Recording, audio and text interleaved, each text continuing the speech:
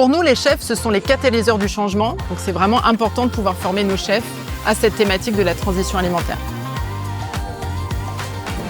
On a mis en place un thermomètre de la transition alimentaire pour que nos chefs puissent s'auto-évaluer sur la façon dont ils intègrent la transition alimentaire au travers de leur carte.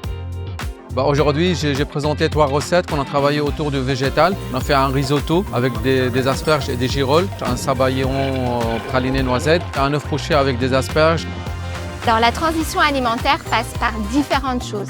La première, bien sûr, l'intégration de la lutte contre le gaspillage alimentaire au travers de leur carte, de prendre en compte que tous les aliments doivent être utilisés de façon optimale. On fait très attention au gaspillage alimentaire, je ne jette quasiment rien. Un produit que j'achète brut est complètement réutilisé. Des épluchures pour faire des bouillons, des chips. Je pense que le monde change, il faut qu'on change avec. Faire le choix de produits de qualité, c'est-à-dire des produits locaux et de saison. C'est d'avoir un bon équilibre entre protéines animales et protéines végétales. J'ai préparé en entrée des asperges vertes juste cuites avec des coques. Et pour une partie un peu plus végétale, j'ai mis aussi des pousses de pissenlit.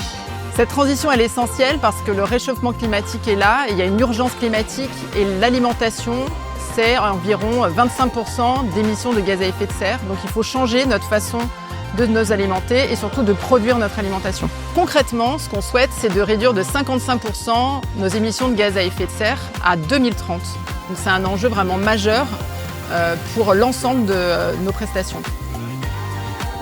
Participer à ce genre de formation, ça permet de voir ce que les autres chefs proposent, de s'inspirer des recettes qu'ils font, pouvoir présenter ce qu'on fait aussi, c'est très sympa. Déjà, il y a un rôle d'être meneur, d'être acteur au quotidien sur cette transition.